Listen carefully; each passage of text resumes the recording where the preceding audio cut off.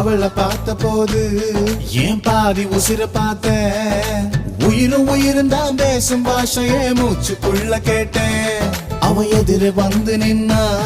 என் மீதி உசிர தருவேன் பார்வை படிக்கிற தூரம் போதுமே பக்தன் போல கிடப்பேன் அவ சிரிச்சா வெளிச்சா உருவாகும்